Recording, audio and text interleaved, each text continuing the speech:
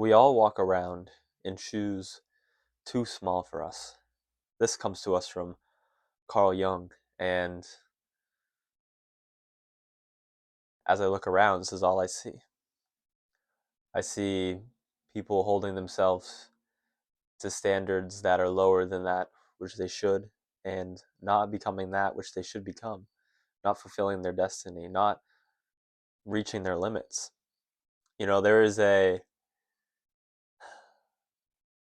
There's a thing to knowing one's limits and being careful not to go past them. But you can never realize your limits without going past them. And the only way is to know your limits is to go past them, essentially. And I think there's few people in this world who, the narcissists who walk in shoes too big for them. But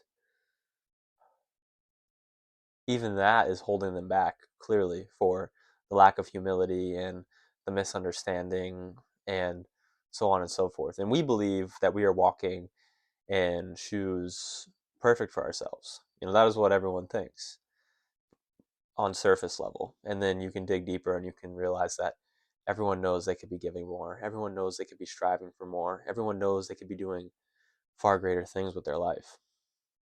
Now, it is hard to know your limits. That's why you have to surpass them, or you have to at least reach them to understand them. And I believe there's many stories. I don't know how to feel about it, but the stories of old that were told to help people be weary of pride now seem to be being told in a different light. You have Icarus, who is supposed to be a tale of not to be too prideful, and now he is looked at as a hero, one who dared to dream, one who cared not for the opinions of others, and tried to surpass his limits. And he did surpass his limits, but he never would have known. And the story has been changed to now in the modern light. Icarus was Icarus was laughing as he fell, and I believe he was, because he knew to soar was to have once to fall is to have once soared, which is a beautiful thing. And then we have Sisyphus, who is also a tale of pride and not to think that you can pull one over on the gods, this, that, and the other. And Albert Camus tells us we must imagine Sisyphus happy. We must imagine him winning over the gods, even in his eternal punishment, because did not let fate, he did not let his destiny make him sad, which I also think is a way better way to look at the story. And we should still look at it with avoidance of pride and things of that nature, but you will never you will never reach your limits if you don't fail, if you don't get to your limits and fall flat on your face and realize that you pushed too hard, that you tried, or you didn't, not that you tried too hard, but that you thought you could do too much. And we should not be walking in shoes too small for us. We should walk in shoes, obviously perfect size, but maybe just a little bit bigger. It's like, the fish. I think it's fish, grow to their environment. And if you put them in a really small fish tank, they won't reach their full size. But if you put them in a massive fish tank, then they have the opportunity to reach their full size, and that's how we are. When you put yourself in a tiny little fish tank, you're suppressing your potential.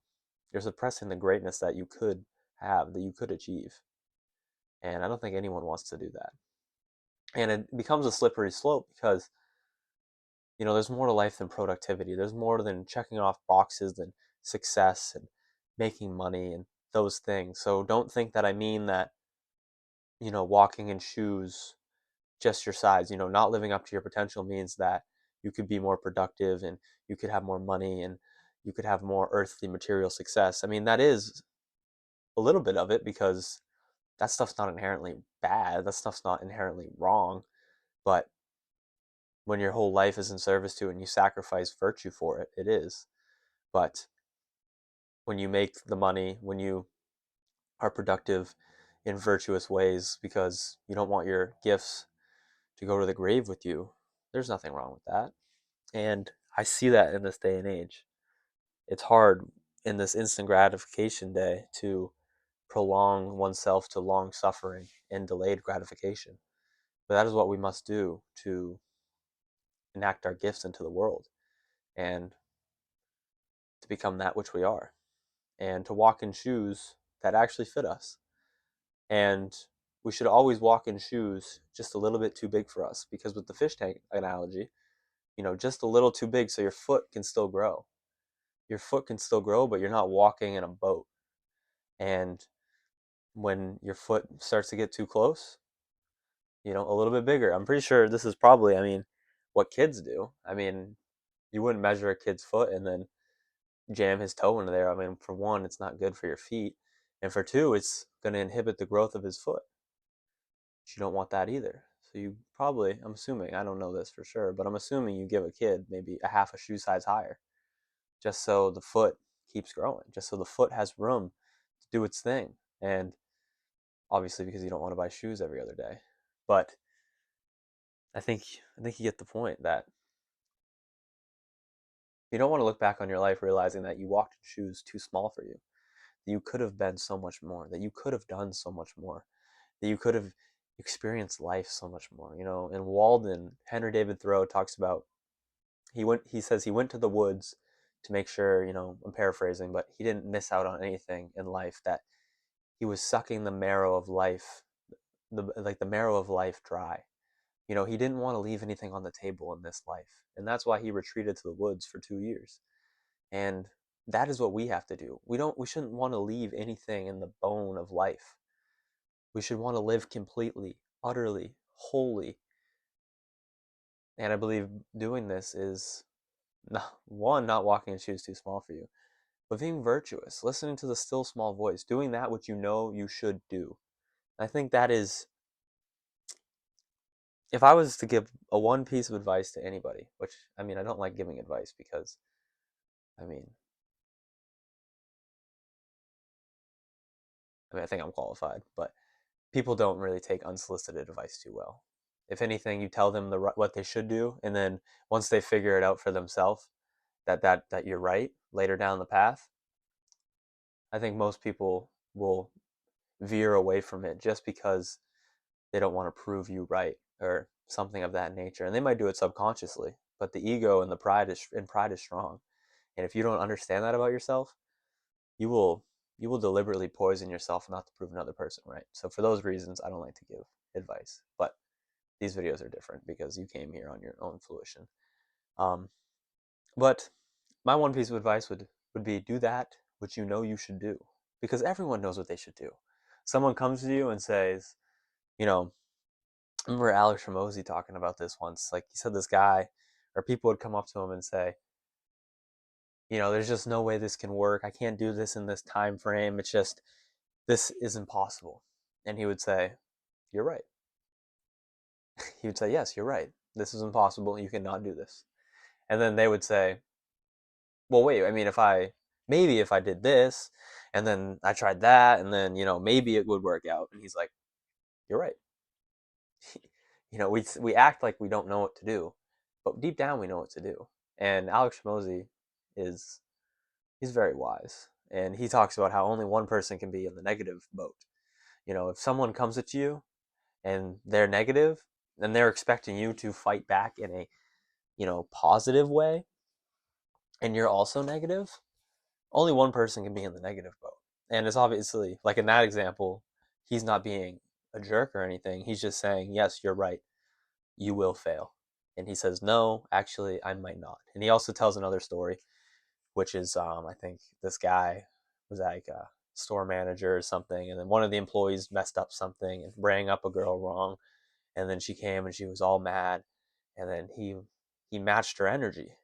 That's a better way to view it. Matching their energy. She matched. He said, "That's ridiculous. I'm gonna go fire that guy." This, that, and the other. And she said, "No, no, it's really not that big of a deal. I just want a refund." And he's like, okay. When you match people's energy and it's that negative, it's that unrational, they come back to their senses. And um,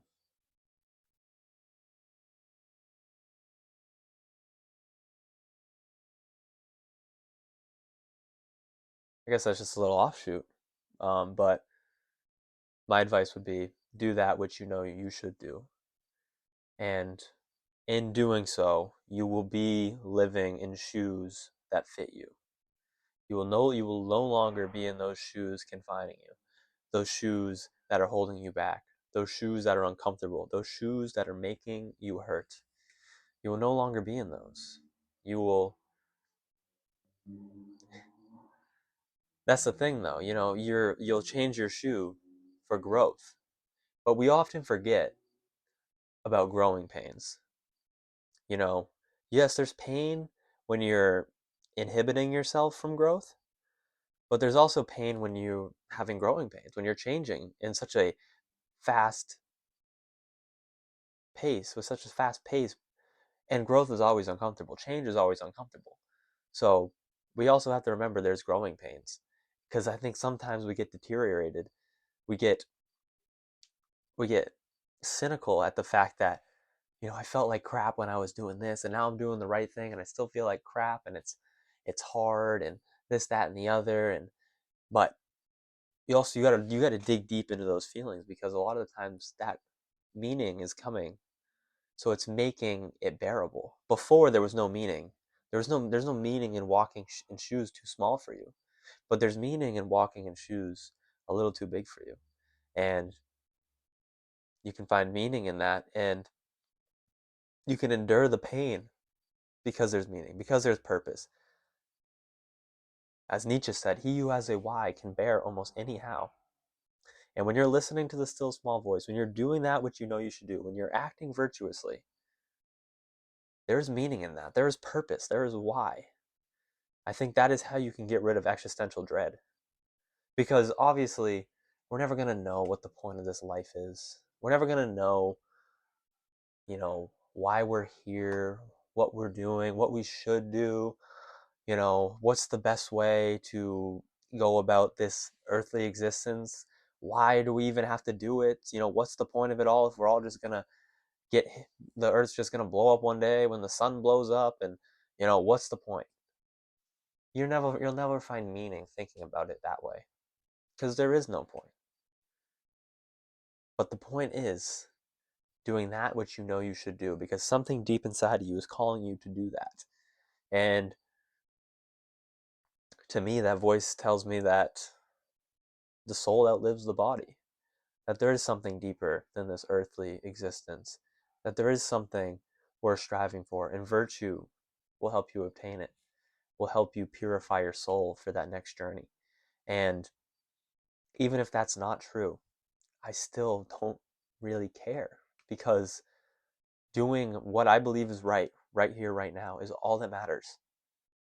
The wise man, and I'm not wise, but I try. So the wise man cares not for the future and lives completely in the present moment, doing that which he knows he should do, disregarding the consequences.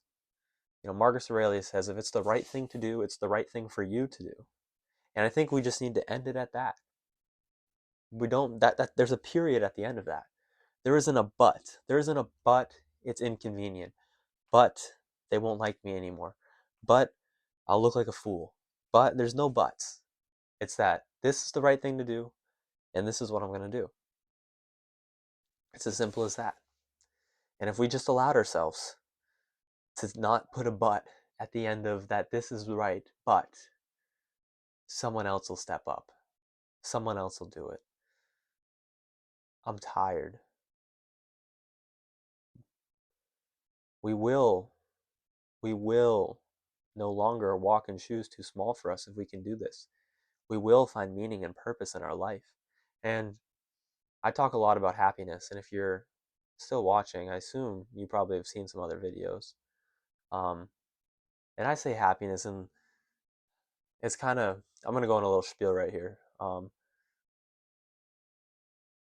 But Um, it frustrates me how the definition of happiness has changed throughout the years because I read so much ancient literature that happiness to me doesn't mean a feeling. It's fulfillment, it's eudaimonium, it's meaning, it's purpose. So I just say happiness to encompass all of those things. But when I say it or when I say it in a video, I know it portrays a different message. And I don't know where we got off thinking that our definition of that happiness is better than the ancients. Um, but just so you know, when I say happiness, that's what I always mean. Purpose, meaning, fulfillment. Happiness is not joy, which is what everyone thinks it is. The, happiness is not bliss. There's only, it's not those things. It's not a feeling. It's a state of being that you can internally have.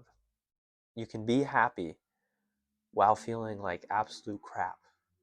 You can be happy while enduring pain that is almost unbearable.